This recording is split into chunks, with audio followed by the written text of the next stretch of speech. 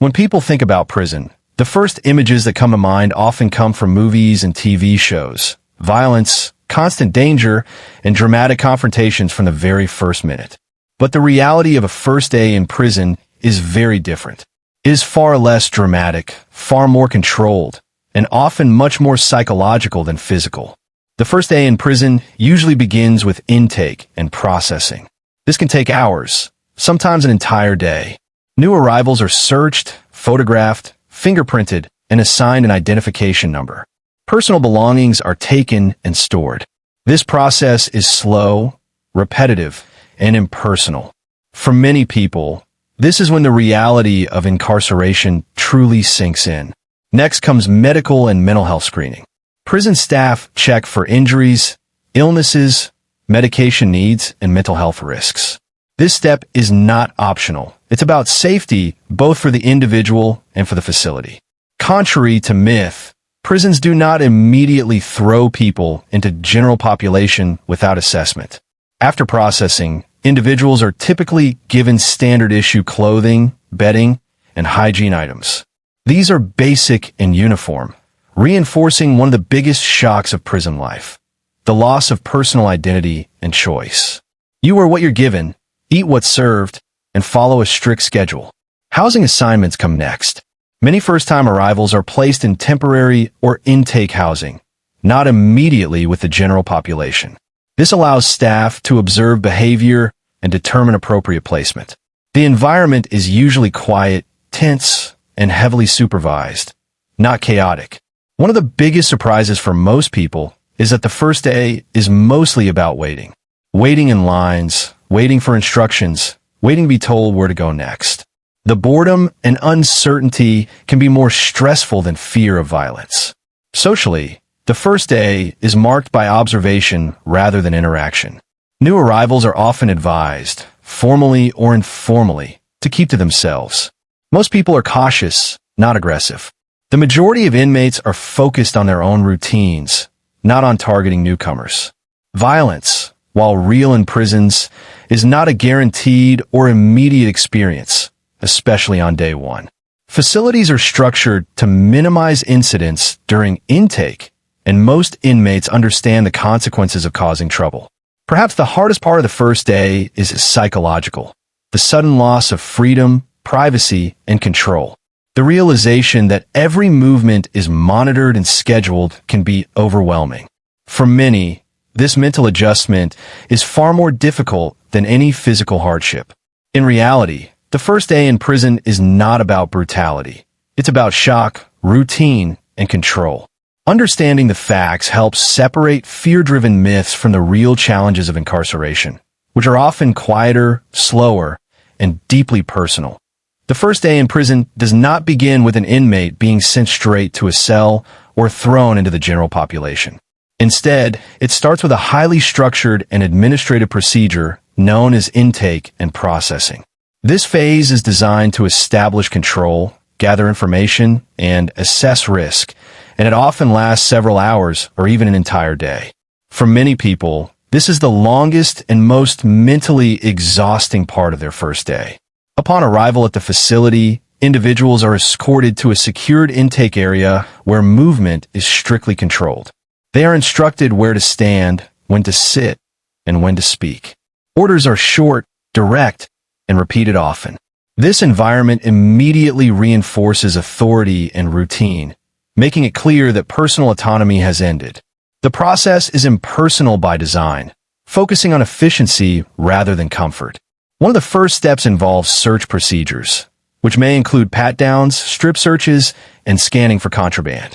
These searches are conducted according to institutional rules and are intended to prevent weapons, drugs, or prohibited items from entering the facility.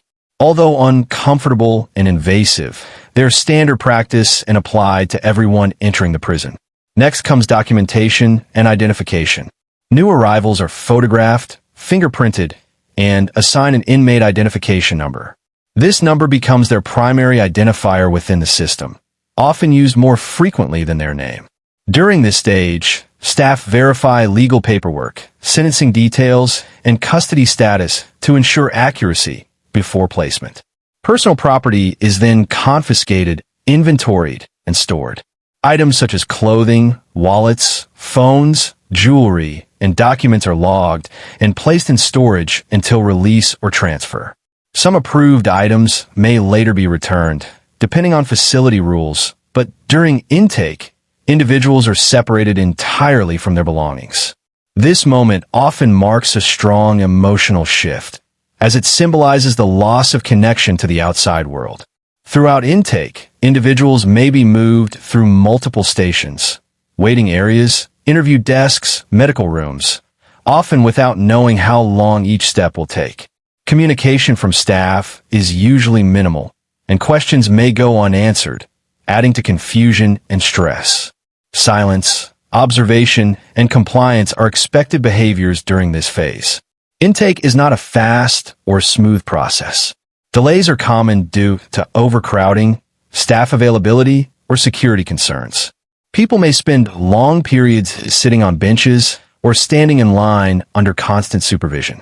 Time feels distorted, and the lack of information can increase anxiety, especially for first-time inmates who do not yet understand prison routines. This entire process is meant to transition individuals from the outside world into the prison system in a controlled, methodical way, emphasizing order, regulation, and institutional authority from the very beginning point. One of the most immediate and impactful moments on the first day in prison is the removal of personal belongings. This step is not symbolic. It is procedural, but its psychological effect is significant.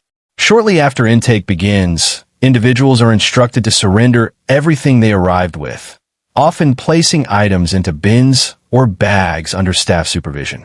There is no negotiation in this process, and refusal can result in disciplinary action. Items such as wallets, cash, identification cards, phones, keys, jewelry, watches, belts, and even personal documents are taken and cataloged. Each item is listed in detail, sometimes in the inmate's presence, to create an official property record.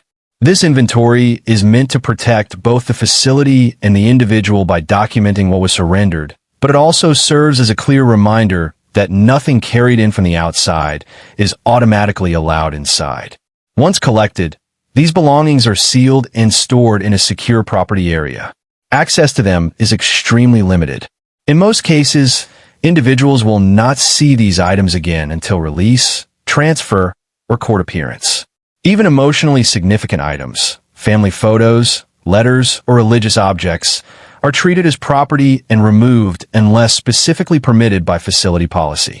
After property intake, the individual is formally entered into the prison system through identification processing.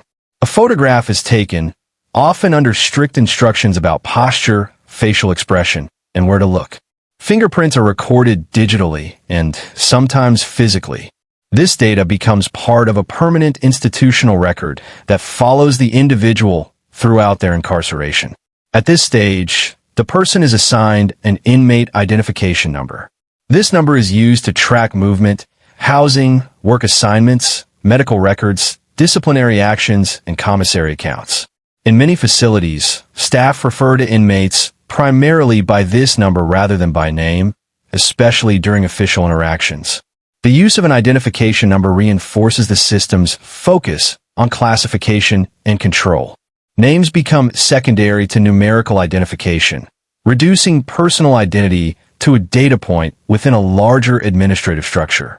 Over time, inmates learn that remembering and responding to this number quickly is necessary for daily operations, from roll calls to meal distribution. This shift from being recognized as an individual with personal possessions to being logged as a numbered inmate often happens within the first few hours. The speed and formality of the process can feel abrupt, leaving little time to emotionally process what is happening. The loss of personal items combined with the assignment of a number marks a clear transition from civilian life into institutional custody. After identification and property intake, new arrivals are required to undergo medical and mental health screenings, a step that is non-negotiable and closely monitored. This process is designed to identify immediate health concerns, prevent medical emergencies, and assess potential risks to the individual and others within the facility. It usually happens within the first 24 hours, often during intake itself. The medical screening typically begins with basic questions about physical health. Individuals may be asked about chronic conditions such as diabetes, asthma, heart disease, or high blood pressure. Staff also inquire about recent injuries, past surgeries, and current symptoms. Even minor complaints are noted, as untreated conditions can quickly become serious in a prison environment where access to care is limited and movement is controlled. Medication history is a critical part of this process. Individuals must report any prescriptions they were taking prior to incarceration, including dosage and frequency. Prison medical staff verify this information before continuing or discontinuing medications. Some medications are substituted with approved alternatives, while others may be delayed until verification is complete. This gap can be stressful, particularly for those dependent on daily medication. Vital signs such as blood pressure, pulse, and temperature are often taken. In some facilities, blood tests, tuberculosis screening, or vaccinations are administered. These measures are not only for the individual's health, but also to reduce the spread of illness within the institution, where close quarters make outbreaks more likely. Mental health screening is equally important and often conducted alongside the physical exam. Individuals are asked about past diagnoses, psychiatric treatment, hospitalizations, and current mental state. Questions may address anxiety, depression, hallucinations, or suicidal thoughts. These assessments help staff determine whether someone requires immediate intervention, monitoring, or placement in specialized housing. Particular attention is paid to suicide risk, especially during the first few days of incarceration, which is considered a high-risk period. Individuals who show signs of emotional distress, confusion, or withdrawal may be placed on observation status or housed separately for their own safety. This is done as a preventative measure, not as punishment. The screening environment itself is typically clinical and efficient, with limited privacy and little time for discussion. Interactions are brief and factual. While medical staff may be professional, the volume of intakes often means conversations are rushed, leaving individuals feeling unheard or unsure about what care they will receive. All information collected during these screenings becomes part of the inmate's institutional medical record. This record follows them throughout incarceration and influences housing decisions, work eligibility, and access to services. The screening process establishes a baseline for future care while also reinforcing the system's priority on control, risk management, and institutional safety over individual comfort. Following intake, identification, and medical screening, individuals are issued standard prison clothing and basic supplies. This step is practical, but it also carries a strong psychological impact. The clothing is uniform, functional, and intentionally generic, designed to remove individuality and establish visual order within the facility. New inmates are typically instructed to change immediately, often in a supervised area or communal space. Civilian clothing is removed and either sent to storage with personal property or disposed of, depending on facility policy. The act of changing into prison-issued clothing marks a clear and unavoidable transition into institutional life. Prison uniforms vary by facility, but usually consist of plain shirts and pants in standardized colors such as orange, khaki, gray, or blue. In some institutions, color indicates custody level, housing unit, or worse status. Shoes are also issued and are usually basic, uncomfortable, and mass-produced. Fit is often imprecise, with limited sizing options available. Along with clothing, inmates receive a basic bedding kit, which may include a thin mattress, blanket, and sheets. These items are designed for durability rather than comfort. Personal preference is not considered, and replacements are not easily obtained. The bedding is often one of the first physical reminders of the long-term nature of confinement. Hygiene supplies are also distributed, typically consisting of items like soap, toothpaste, a toothbrush, and toilet paper. These are minimal and utilitarian. Brand choice does not exist, and quantities are strictly controlled.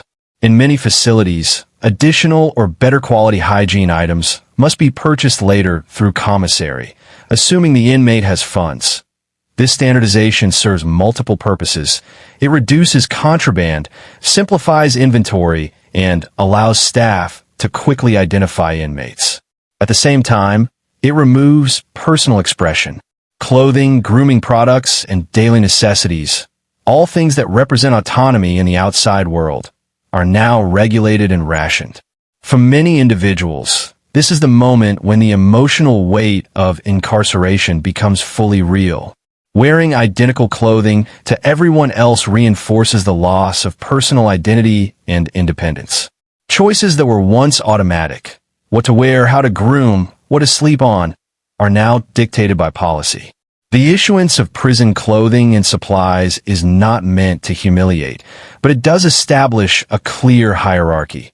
The institution controls even the smallest details of daily life. This loss of choice becomes a defining feature of the prison experience from the very first day. After processing, medical screening, and the issuance of clothing and supplies, most new inmates are not immediately sent to their permanent housing unit. Instead, they are placed in temporary housing, often referred to as intake, reception, or orientation units. This stage acts as a buffer between arrival and full integration into the general population. Intake housing is designed to allow staff time to observe behavior, verify classification details, and determine appropriate placement. Factors such as criminal history, sentence length, custody level, gang affiliation, mental health status, and prior incarceration experience are all reviewed during this period. The goal is to reduce conflict and ensure individuals are housed in environments that match their assessed risk level. These units are typically more controlled than standard housing. Movement is limited, schedules are rigid, and supervision is constant. New inmates may spend much of their time in their assigned cells or on their bunks, with fewer privileges than those in permanent units. This increased control helps staff maintain order during the most unpredictable phase of incarceration. Temporary housing environments are often quiet and tense. Many individuals are unfamiliar with prison routines and rules, leading to cautious behavior. Communication between inmates tends to be minimal, and interactions are usually brief and guarded. People watch and listen more than they speak, trying to understand the unspoken rules of the environment. During this phase, inmates may attend orientation sessions or receive written materials explaining facility rules, disciplinary procedures, and daily schedules. They may also meet with classification officers or counselors who finalize housing decisions. These meetings are typically short and formal, focusing on facts rather than personal circumstances. The length of time spent in intake housing varies widely. Some individuals remain there for a few days, while others may stay for weeks due to overcrowding, administrative delays, or security concerns. This uncertainty adds to stress, as inmates often do not know when or where they will be moved next. Living conditions in intake units are usually basic. Access to recreation, programs, or work assignments is limited or non-existent. Meals are often eaten in the unit rather than a common dining hall. The routine is repetitive, reinforcing the institutional structure and limiting distractions. This period serves as an adjustment phase, forcing individuals to adapt to confinement, rules, and loss of freedom before entering the broader prison population. Temporary housing functions as both an observation period and a controlled environment that sets expectations for behavior and compliance from the very beginning. One of the most unexpected aspects of the first day in prison is how much of it is spent waiting. Waiting is not occasional. It dominates the day. New arrivals wait in lines, on benches and holding cells, and in intake units, often without any clear explanation of what is coming next or how long it will take. This lack of information is a defining feature of the experience. Waiting begins almost immediately after arrival. Individuals may sit for hours before processing even starts, especially if multiple people arrive at the same time or staffing is limited. Instructions are brief and rarely repeated, and questions are often ignored or discouraged. Silence and compliance are expected, even when confusion is high. As intake continues, waiting happens between every step, before searches, before medical screening, before clothing issuance, and before housing assignment. These pauses are rarely predictable. A process that seems like it should take minutes can stretch into hours due to paperwork delays, shift changes, or security checks. During these waiting periods, movement is restricted. People are often told to sit still, face forward, and avoid interaction. There may be nothing to read, no clocks, and no way to track time accurately. This creates a sense of time distortion, where minutes feel longer and the day feels endless. The uncertainty adds psychological pressure. New inmates are rarely told where they will be housed, who they will be housed with, or when they will be moved. This lack of control can be deeply unsettling, especially for individuals who are already anxious or unfamiliar with prison environments. Waiting also reinforces the power structure of the institution. The ability to make someone wait, without explanation or timeline, establishes authority and dependence. Individuals quickly learn that nothing moves on their schedule. All progress depends on staff decisions, procedures, and priorities. The emotional impact of waiting is often underestimated. With nothing to do and nowhere to go, thoughts tend to focus inward. People replay events that led to incarceration, worry about family and the outside world, and imagine what prison life will be like. This mental isolation can be more exhausting than physical discomfort. Over time, inmates begin to understand that waiting is not limited to the first day. It is a permanent part of prison life.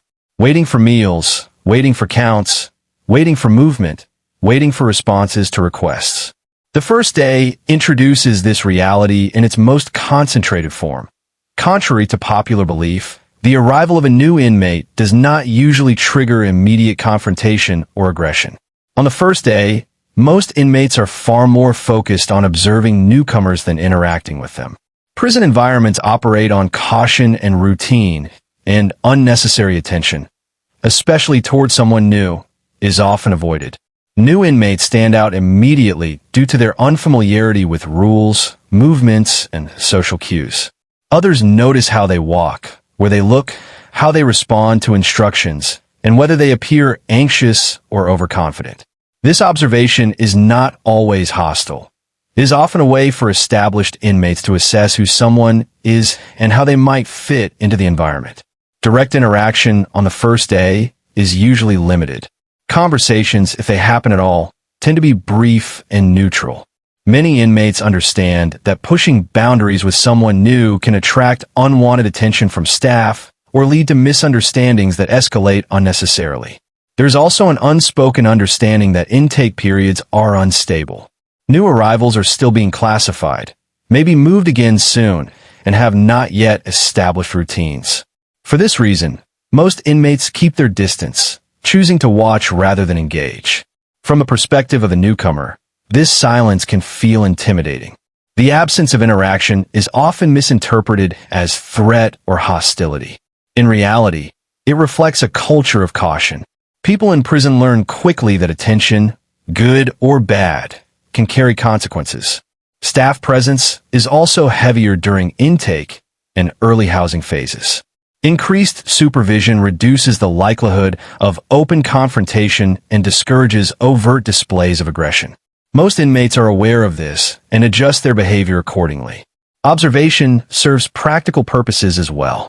Inmates assess whether a newcomer respects personal space, follows basic rules, and avoids disruptive behavior. These early impressions can influence future interactions once the person becomes a regular presence in the unit. The first day, therefore, is less about testing or challenging newcomers and more about silent evaluation.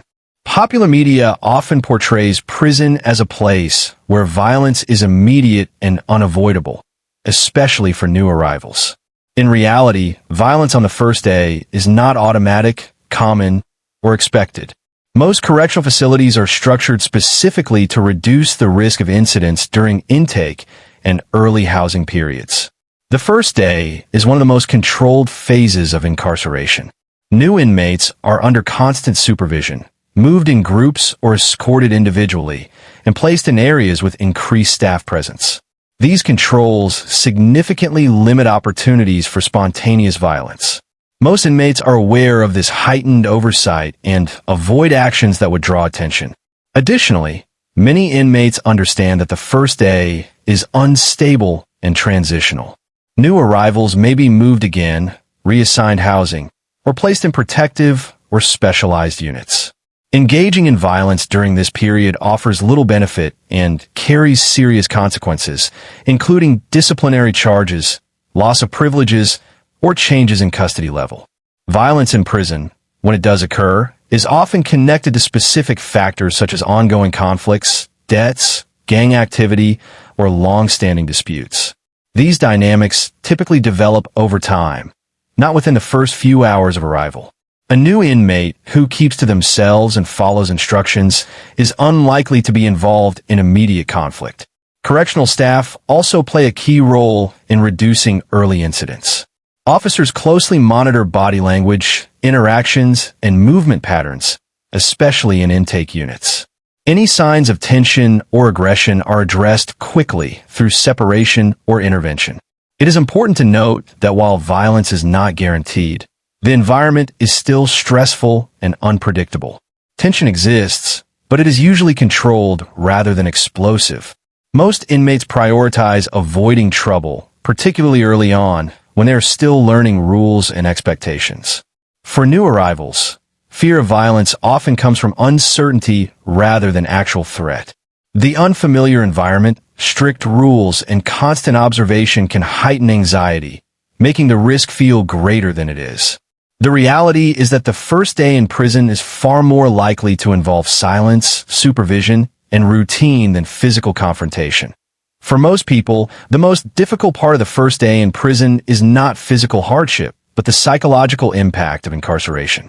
While the environment may be uncomfortable, the deeper challenge lies in the sudden and total loss of freedom, control, and familiarity. From the moment intake begins, individuals are placed in a setting where every action is directed by someone else.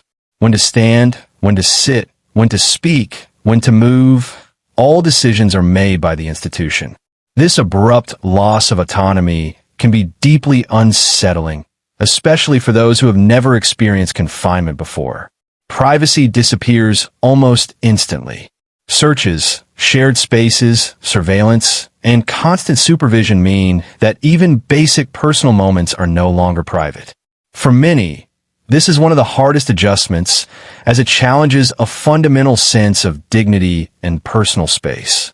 The first day also brings intense emotional reactions. Fear, anxiety, shame, anger, and disbelief often occur simultaneously. People may struggle to process the reality of their situation while still trying to understand the rules and environment around them. This mental overload can feel paralyzing. Thoughts often turn inward during long periods of waiting. Individuals replay the events that led to incarceration, worry about family members, employment, finances, and relationships outside the facility. The inability to communicate freely or take immediate action adds to feelings of helplessness. Time perception changes dramatically. Without clocks, schedules, or clear information, the day can feel endless. This distortion increases stress and makes even short delays feel overwhelming. Mental fatigue sets in long before physical exhaustion. The psychological impact is compounded by uncertainty.